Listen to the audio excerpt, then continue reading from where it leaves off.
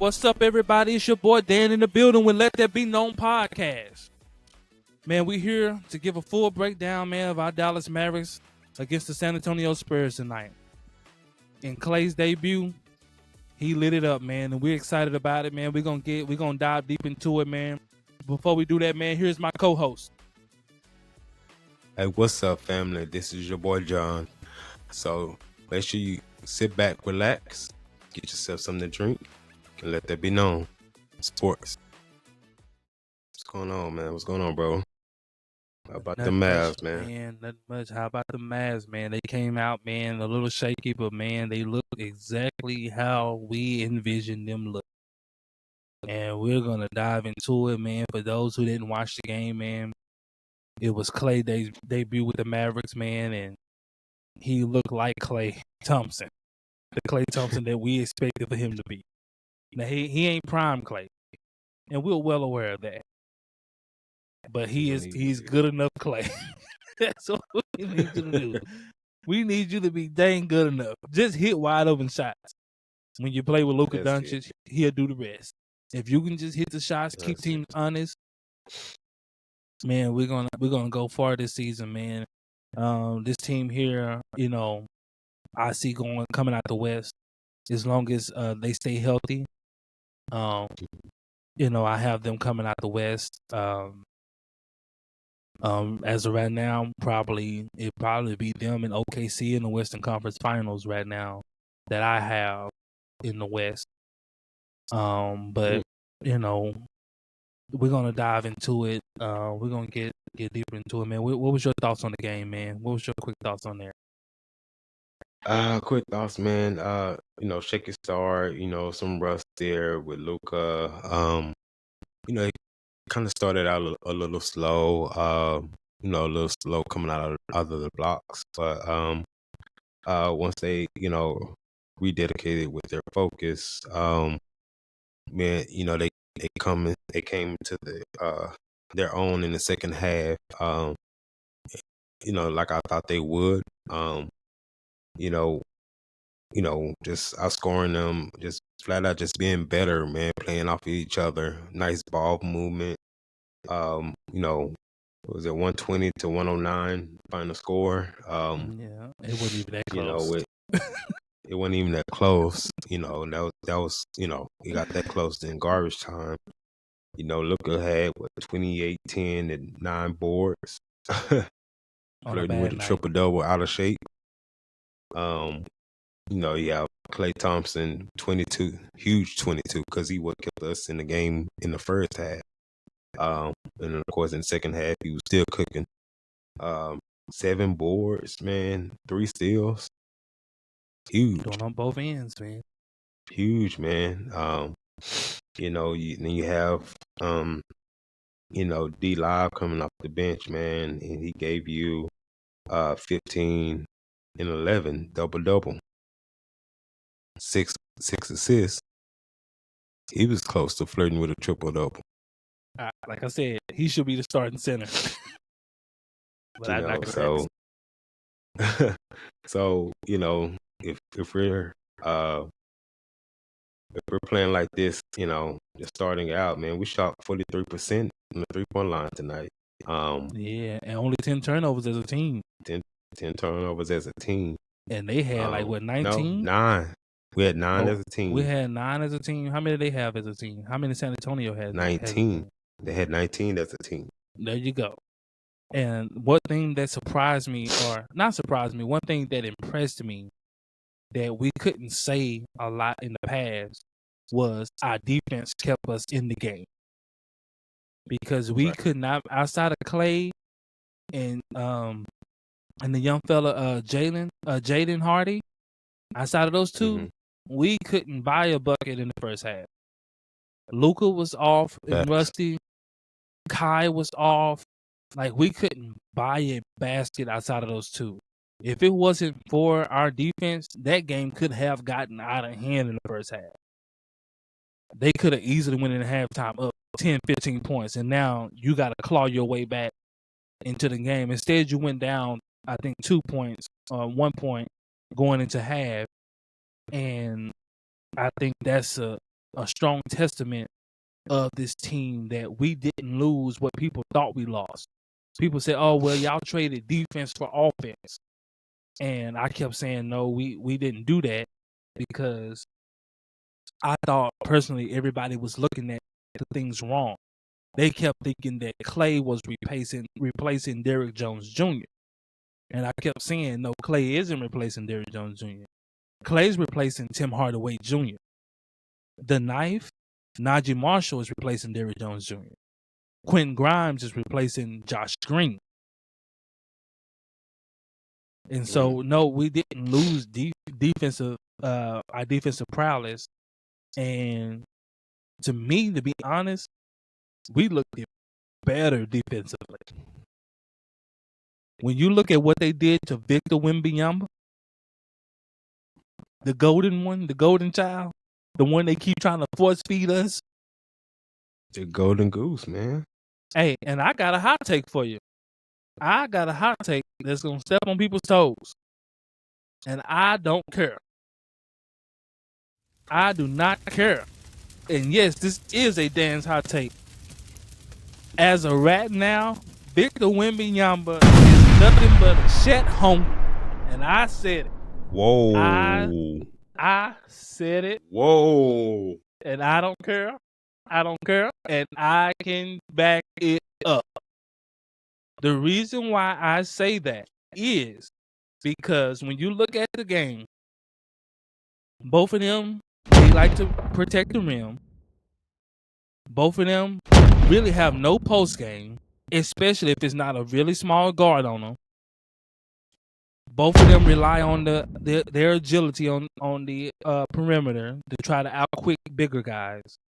What the Mavericks did to Victor Wembanyama today, they put P.J. Washington on him, which is a power forward. He's strong, good footwork. Victor couldn't drive around him. Victor couldn't out-muscle him.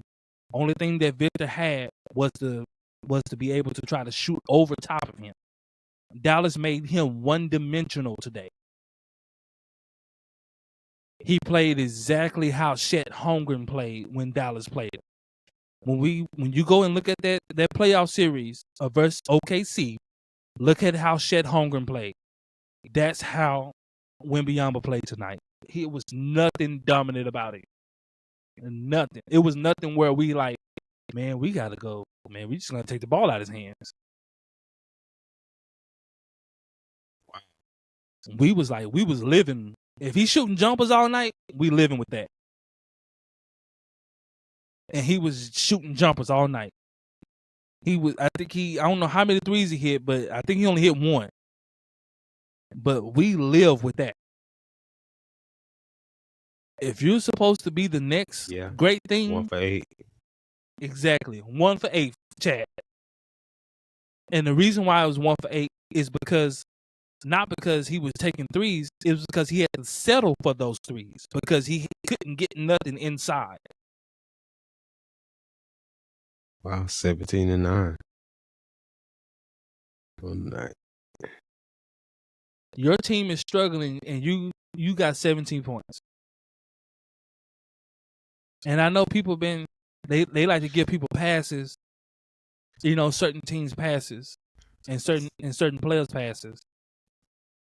But any other star or any other coin star have a showing like that, he will be crucified. Now, certain stars get passes. But if that's Luka Doncic, he would have been crucified. Had we been losing by 15, 20 points, and he got 17 points. And that's why I'm a big component of making guys earn these titles. Before you make these guys a star or a superstar, he needs to do something to earn it. Can the guy make the playoffs first?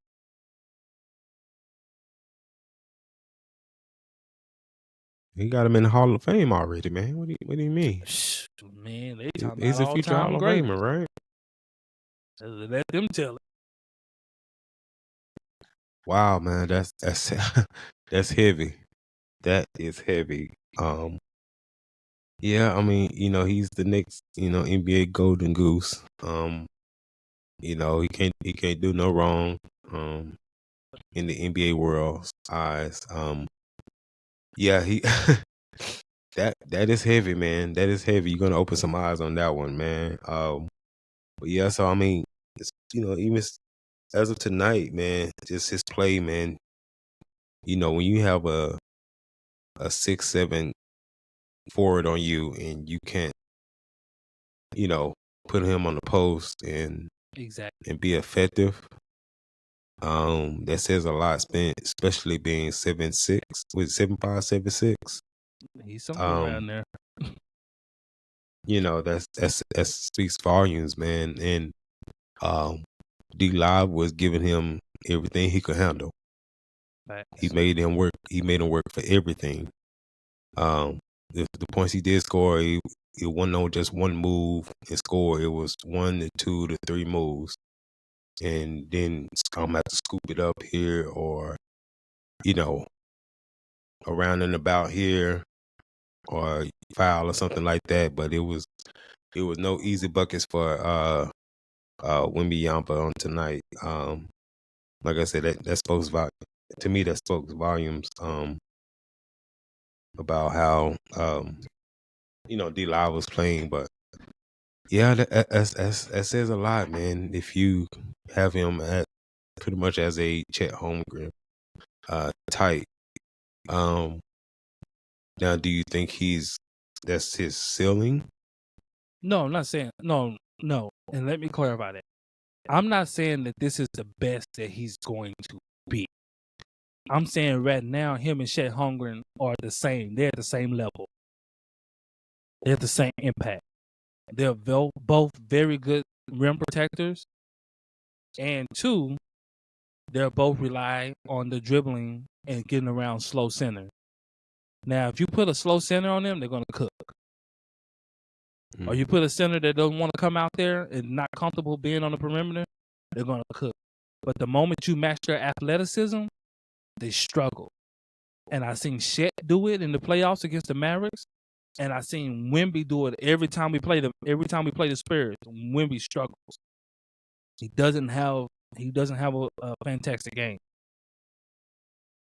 And so the first time we played him, I gave him a pass like, okay, he's a young fella, you know. Mhm. But tonight, I'm like, okay, I'm thinking he's gonna come in and give us problems. I'm like, man, Wemby, gonna give us problems. No, Wemby look like a role player out there. Whoa, whoa, And man, y'all can say what you want to say. Y'all can feel how whoa, you want to feel. whoa. Say what you want to say out there, man. It's real. It's real. And the numbers prove it. And the numbers back it up. The numbers back it up. Tonight, he looked like a role player. He looked like just one of those guys out there. Yeah, 17 and wow, he only had 4 boards. He had 17 points, So 4 no, I'm sorry. rebounds. How No, many I'm rebounds sorry. out? 8. Yeah. No, he had 9. So He had 17.9 9 rebounds. rebounds. He should easily be a 2010 guy. Without even trying, he should be a 2010 guy. Being 7'5", 7'6", however tall he is, and the skills he have, he should just wake up and be a 2010 guy. On a bad night, should be 2010 guy. He should have at least 20 points, 10 rebounds, and some block shots. Tonight, yeah, he was just out there, man. And a lot of those points Damn. came out free throw.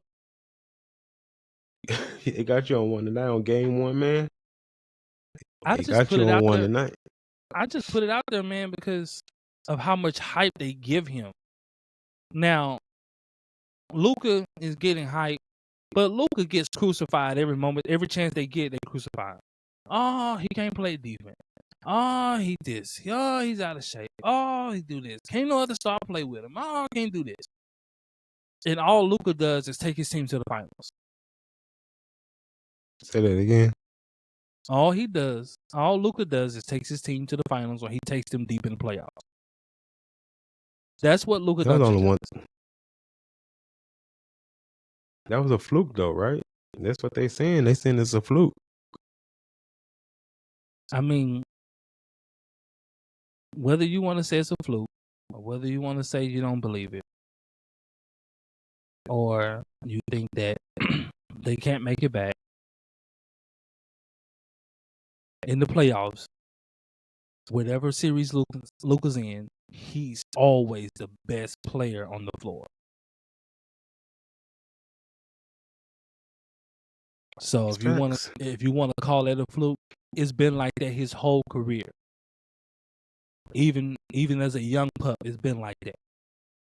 In the series with Kawhi Leonard and Paul George and them, Luka was the best one on the floor. Now they had the best teams, but for the best player on the floor, by far Luka Doncic.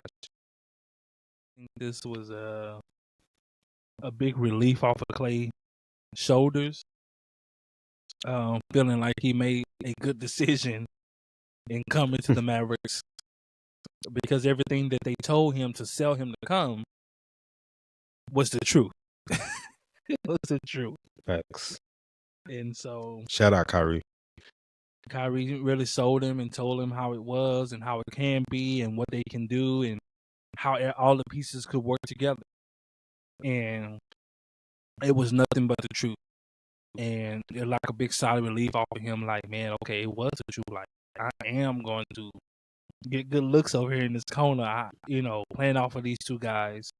And so it was phenomenal to watch him, to get back to looking like Klay of old. And the special thing about this team is they won't need him to explode like this on a night in, night out basis. You just need him to be a person that's respected on the floor. Right. And so, that was my take from it. Yeah, he looked so relieved. Like it was the monkey off his back there. With especially him playing well and the way the game flowed and things of that nature. Yeah, he looked so relieved. But I appreciate, his veteran leadership. He doesn't get too high, doesn't get too low, kind of stay even keel. Knowing that you have some idiots out here who call themselves analysts and don't know basketball. Um, he he spoke to how to, keep your mind from all that, stupidity or negativity. And, him speaking about how he lets the young guys know that, you kind of gotta shield yourself from all of that. It'll start to affect your play. So I think that's big. I'm always a fan of veterans on the team, especially if you have championship aspirations. Um, and so, that's another plus that we have this year that we didn't. Well, we had it last year, but it's been more amplified now. So I mean, you had Kyrie, which is big help turning the culture around here. But then you have another one in the championship player like Klay, who's been there, done that. I know what it takes to I think win. it's even more because last year I don't know if people realize most of the guys that was in the playoffs either had never been to the playoffs before or hadn't been Mhm, deep in the playoffs. So like PJ Washington had never been to the playoffs. Gafford had never been to the playoffs, I mhm, believe, or hadn't been deep. Derrick Jones Jr. hadn't been deep in the playoffs. Like we had a lot of guys who hadn't had playoff experience. And so the only two guys that had a lot of playoff experience that were playing were Luka and Kai. Um, and so they was trying to lead this young group, and it was almost like if you watch the games, it was almost like a learning curve that the young guys were having because they were going to mhm. a game not knowing what to expect, and it was like Luka and Kai dragging them into this game or dragging them into a fight, and they don't know who the opponent is or how the opponent finna fight or how hard the How to fight is go gonna about it. be. Yeah, and then once they get into the Mhm. fight, they like, oh shoot, we can actually win this fight. And that's how Mhm. it kind of was, in every series that we was facing. Now they have that experience to know, like, okay, I know how this intensity is going to be. I know how we have to play. I know the level I have to play at. I know the effort I have to give and the attention to detail. And Clay is a silent aggressor, and I Mhm. know that doesn't make sense to most people, but for those in the basketball world, they know exactly what I'm talking about. Yeah. He's a competitive guy. He's aggressive, but he's silent about his business. Facts. Like you don't see him really yelling. He doesn't really give a lot of, hoorah, nothing like that. You might get out of him is a smile and a fist pump, but he doesn't really say much. He doesn't really get high or low, and him and Kai are on the same kind of, teeter when Wavelength. it comes to that. They really don't. Mhm. You won't really, hear them say nothing. Versus Luka gonna talk trash, and this is You why a say lot of I just people. you give me any reason. This is why Luka. A lot of people hate on Luka, and a lot of it is self motivation. Like a lot of times, it don't really be nothing. It's just the fact that I just need something to go at you, Give me up. like Yeah. you know. And so that's how Luka ticks, because Luka plays better when he's mad versus like Kai Facts. and Clay. They play better when they're calm. It's like a Mhm. calm before the storm. Yep. That's how they play better. They play better. I'm Luka not actually, gonna tell you I'm coming.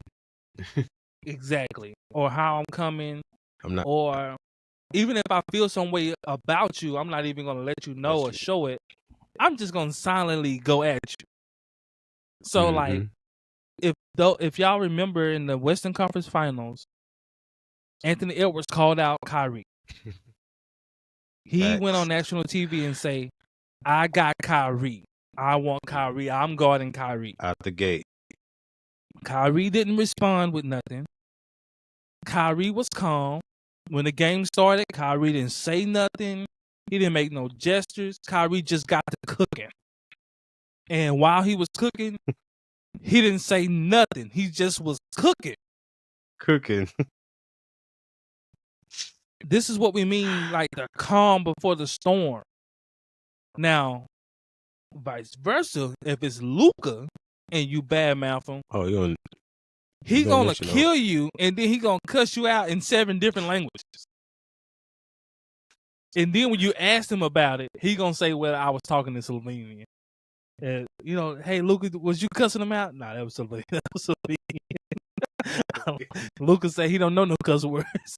He say he don't know any cuss words,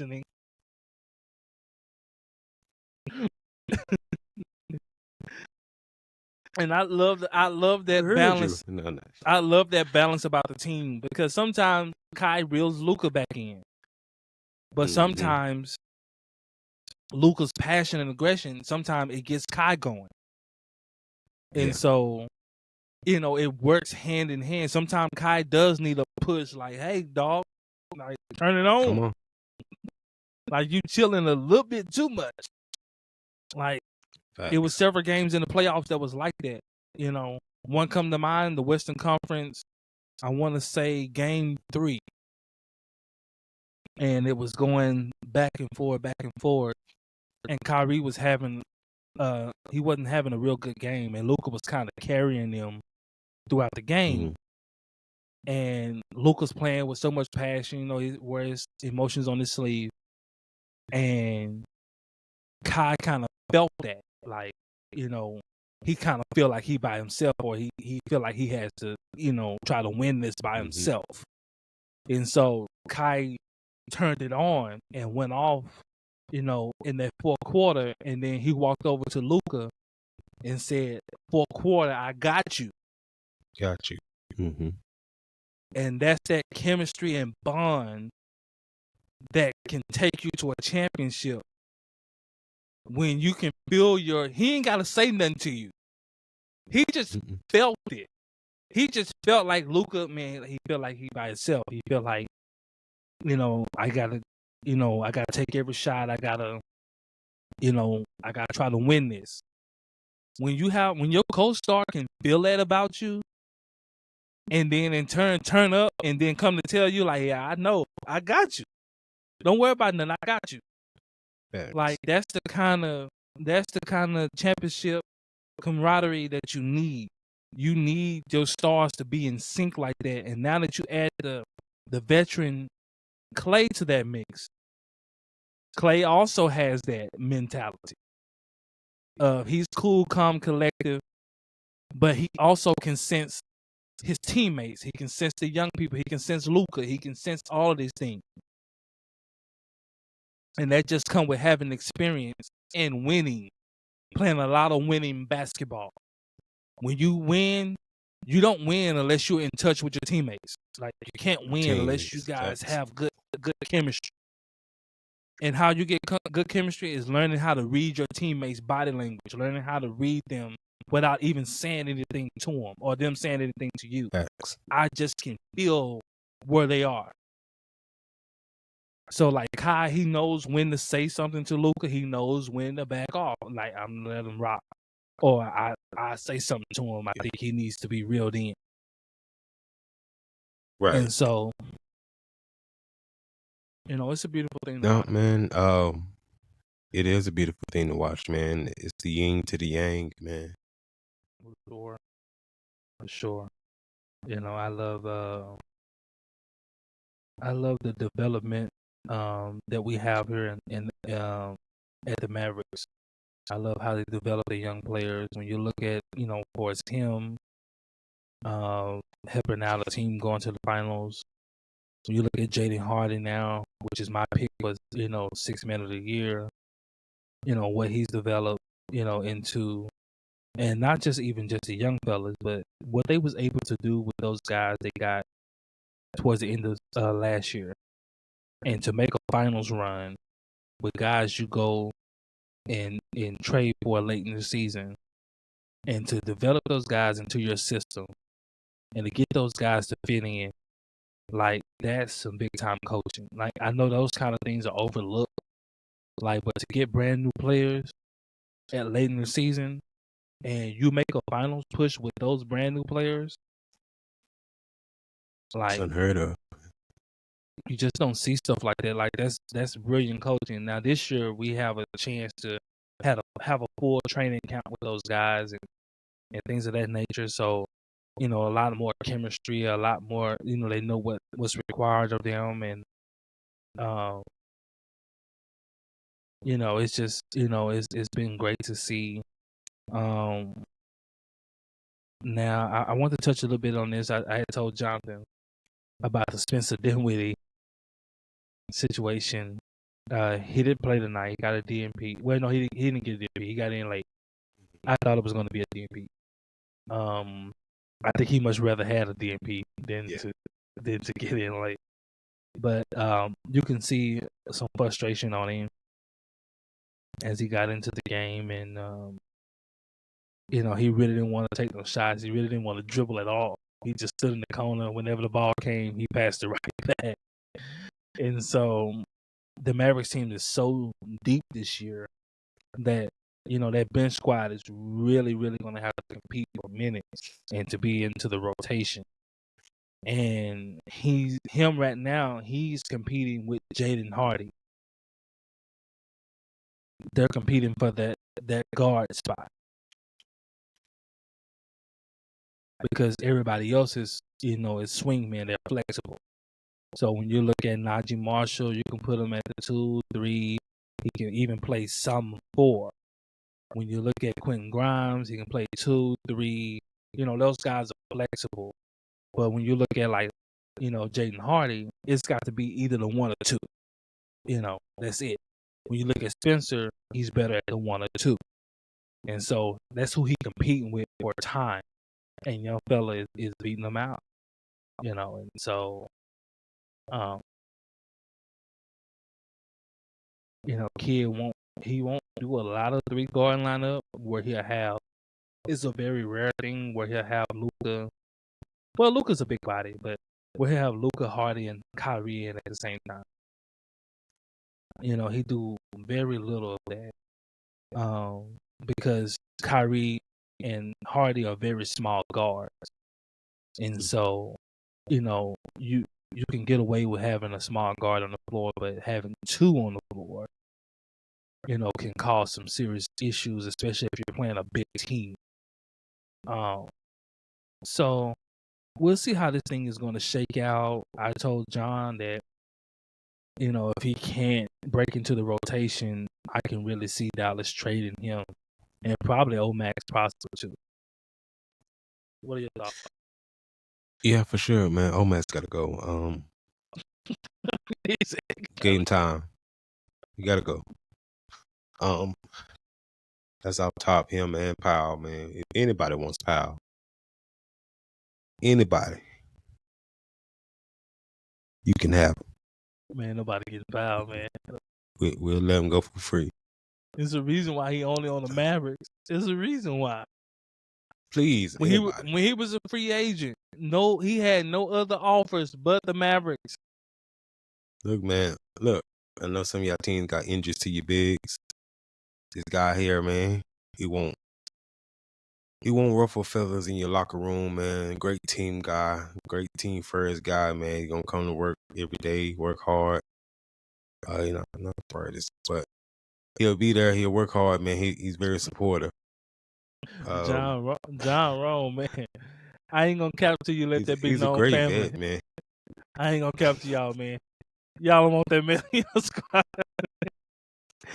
He's a great vet. That man's a In the counselor 10 to years he winning, been man. here, man, we never had no trouble out of him, man. Never Yeah, had we no did. trouble out of him. He man. hurt Kyrie. Come on, man. Come on, man. Man, team, it's a reason why, bro. People not stupid. I'm There's trying a to make a reason deal why, here. like, Dallas had teams are not even inquiring about a trade for him. I'm trying to butter it up, man. Joel Embiid talking about I he know not the man playing. trash, man. Joel Embiid talking about he ain't playing back to back, and they won't even come get Powell. See, that's what I'm trying to sell him, man. Especially they got some young fellas there, man. You need a veteran like Powell there, man. Help the culture there, man. Got to be a great guy, man. Now I wouldn't play him, but he'll help the culture there, man. Especially with Embiid not playing any back to backs, man. You need a good veteran presence in the locker room, man, to keep the the young fellas in line, man. You need that. Nobody gonna listen to Powell. But I digress. In regards to Dinwiddie, man, he's gonna have to compete, man.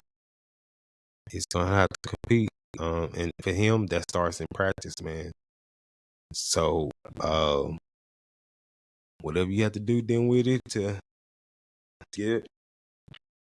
crack that rotation, man, you're gonna have to do it, man. Whether it's defense or playmaking, man, you're gonna have to compete, man. They're not handing out minutes anymore. You have to earn these minutes. Not on a winning team, anyway. Like if you So, come to a winning team, you gotta earn those. so you're gonna have to compete to earn them minutes, man. A young fella came out tonight, man. Excuse me, Hardy.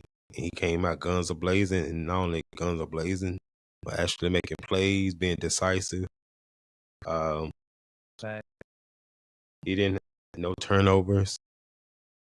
Play hard. That's how you're gonna have to come with it every night if you want to get in that rotation, man. To me, he's out to a good start for 6 men in a year. He'll have my vote. But Especially if it not only starts in practice, because we know as the season goes on, they're gonna practice less and less and less as the season go on. It's those Right. garbage minutes. It's those garbage minutes that you're gonna have to show, like, hey, you're gonna have to give the coach something to think about. Like, hey, I need to be in that Mm-hmm. rotation. Hey, look what I can do. But if you get out there and you pouting and things like that, it's like, okay, pout at the end of the bench. Or you're gonna pout your way right out of Dallas. And I think that's what's going to end up happening. To be honest, I think he's going to get to a point where he's frustrated, and he's going to start to speak out of turn, and we're going to end up moving him. That's what's going to happen. Because I know when he was in Washington, he was disgruntled. He spoke out. So it's not like it's beyond him to not do so. But it's just the thing here is, you know, we're not gonna kiss your butt here. So you either can get Well, with the program or we can get shit. My boy Nico gonna get you up out of here. we So already felt some type of way about his comments when he went to the Lakers, but we was looking to overlook that, thinking that you was gonna okay, come here but and get with the program. You get to the Lakers and talk out that the Mavericks are like your mama and the Lakers like your daddy. The I still Lakers don't gonna. understand what he means. He's coming from a sense of that if things are going wrong with the Lakers, they like, there's no pat on the back or like, hey, we'll get him next time. It's like, no, we need to get him now. That's his turn. But how it backfired. Because we end up going to the freaking finals that year. Facts. And you look like a stupid idiot. Facts. Now you come back to the Mavericks, crawling back to the Mavericks. Hat in hand. Now the Mavericks are stacked and with championship aspirations, and they're stacked at your position because you have Luka, Kai, and Jaden Hardy. You have 3 guards in front of you. You're the 4th guard.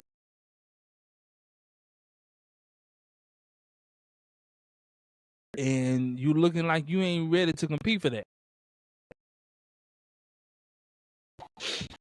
No, man. Because you didn't look. The reason why Hardy is playing in front of you, he looked better in preseason than you did. You look terrible in preseason. Mm-hmm. The reason why Like he was Hardy's going through the playing, motions. Hardy earned his playing time because he took preseason seriously. He knew that when I hit this flow, it's time to show the coach what I can do. And that preseason got him a contract. When they see him go off in that preseason, they said, we need to sign young fella. Young fella going to another level. We need to sign him before this season over with because he's going to be too expensive to keep. Facts. And we got a Take bargain notes, for Jerry him. Jones. We Take got notes. young fella for $6 million a season. That's how you extend somebody early. Jerry, Steven. Now, if Dallas waits, they looking to pay $12 to $15 million a season for young fella because his stock is definitely going to go up, and teams are definitely going to be vying for him. Instead of $18 million, which you got him for, now young fella going to be looking for $40 million. Because young fella probably going to be your third guy on this team. Eventually, yeah. With his flat out scoring ability, his ability to play off of Luka when they in the game, and then when they out the game, his ability to put the ball on the floor, like, he's figured it out. And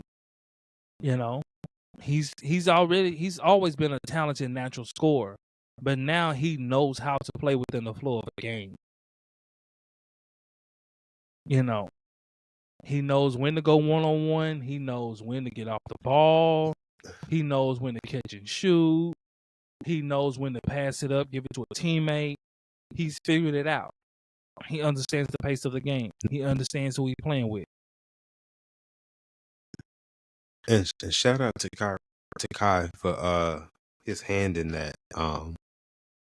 You know, showing him, what he needs to focus on to help slow down the game for him. For and to be more decisive, things of that nature. Play with patience. Um, see what's happening out there on the floor, and not just let me grab it and try to score. That goes a long way. So I do got some work for our chat. Um, let's put in the chat. Does Spencer Dinwiddie make it to the trade deadline, or does he get traded before? Or do you think he stays the whole year? Make sure y'all write y'all comments in the chat for that. What are your thoughts? Do you think what do you think? Do you think he stays the whole year, or trade deadline, or even before? I think if it keeps going like this, I think he's fine now. I think they'll only be looking to get rid of him if he becomes too disgruntled, like he becomes a problem in the locker room, or he becomes a problem, in the media, stuff like that. If he becomes disgruntled, I think it'll be kind of hard for him because we have such good vets. Like you have Marquise Morris, you have Kai, Clay, so it's gonna be kind of hard for him to be disruptive in the locker room because those guys are just not gonna go for it because they got one goal in mind, and that's to get back to the finals. And they're just not gonna let nobody mess that up. And so, if he becomes disgruntled, I think he get traded before the deadline. But if not, I think it'll be afterwards, especially once Exum come back. I believe Exum will be back sometime in January. Yeah. So, I think with the vets that we do have on this team, especially in Markieff Morris, man, and how he keeps the locker room regulated. I don't think he's gonna lash out too much, but I think he'll get to the All-Star break. I'm not the All-Star break, the trade deadline, and Nico will end up moving them. Because I think it's not gonna be the only game that we see where his body language, the way his body language was. I think it's gonna be many more games with that type of attitude there. And I think I don't even know why he was thinking, or what he was thinking. If they bringing in all these playmakers and guards and forwards, it should have clicked in your mind. Okay, I'm gonna have to compete for minutes. Well, I think he understood that, and I heard he was having a pretty good camp, but it just didn't show in the preseason game. So, like the preseason games, man, for Dallas were bigger than people realized. That's what With I Luka mean. sitting out, like it was bigger because it gave people with Luka sit out, it gave people opportunity to really either make this team or to gain more minutes. So like Jaden Hardy understood that wholeheartedly. Like this preseason is going to tell the Mavericks whether they need to move on from me because this is last year, or they need to sign me, or do I need more minutes? Like he took this preseason the way he should have took it. Seriously, like Clay did the same thing. Like I'm gonna take this preseason to get my rhythm going. In the last preseason game, Clay found a rhythm. Like he took it serious. Like Dinwiddie took the preseason like nonchalantly. Like he's driving in there and just throwing the ball up. Like, and he's doing it consecutively. Like I'm like, dude, stop doing that. Why don't you keep driving in there and laying the ball up blindly? Like, you're doing stuff like that. Coaches are taking the tally of that. Like he playing better. Yep. Like, someone lost a spot on the roster because of preseason. Like Gortman took what you call spot. What's his name? AJ Lawson. lost his spot on the roster, which was probably going to be his spot. But due to preseason, he lost it because the young fella Gorman outplayed him. He took the preseason as if, hey, this is my time to show the coaches you need me on this roster. Facts. AJ Lawson didn't show anything. He had no spots in the preseason where you was like, okay, yeah. Had he had any spots, I believe he would have kept the spot. And so this is what we have. Like when you have guys that don't take advantage of the time that you have. Like even tonight, like Dinwiddie didn't get in. He didn't make his presence known. He didn't channel that. He didn't channel that frustration the right way. The way you channel that and the way you be a pro is that I'm going to show you, Jason Kidd. Facts. You don't shut down. You a pro. You be a pro. And how you be a pro is, hey, I'm going to show you that you need to play me. I need to be in your rotation. People have this thing all jacked up, man. That's why certain players, man, they don't really thrive like they should thrive because their mindset ain't where it needs to be. Like I applaud Jaden Hardy. His mindset was, I'm gonna show you. I'm gonna show you why I need to play. I'm gonna show you why I need to be on this team. Why I need to be in rotation. Shoot, heck, even Clay, a veteran, even him with a chip on the shoulder, I'm gonna show you. Yep. Why I'm one of the best shooters of all time.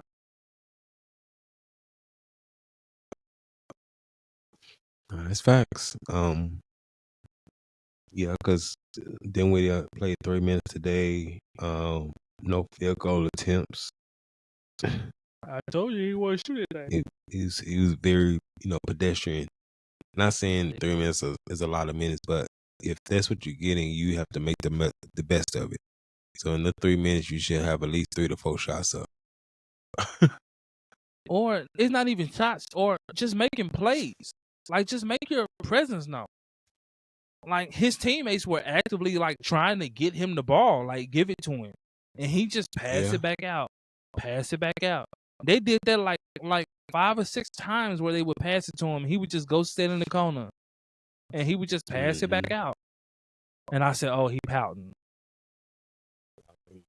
and as if the coaches don't see that. Like, okay, like Jason Kidd, he's a really good coach, but he's stubborn too. Like, and the coach is always gonna win. If he see that mentality out of you, what do you think you're gonna be? You're gonna be sitting right next to him. Hey, you sit your little nasty attitude right over here with me. You can be pissed off right over here. We're about winning. When you get in there, win. If you think I should be playing you, show me. Thanks. But man, we want to get to y'all, man. Man, we want to, kind of dive into this, man. This is just the first game, so it don't hold that much weight, but it was good to see the Mavericks get off to a good start.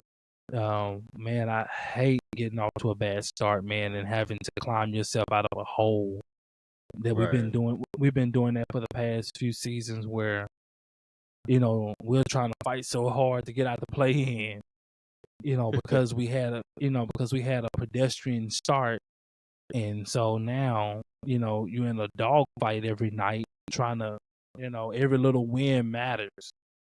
And now players end up getting hurt and things like that because you're just playing so hard night in, night out, trying to win.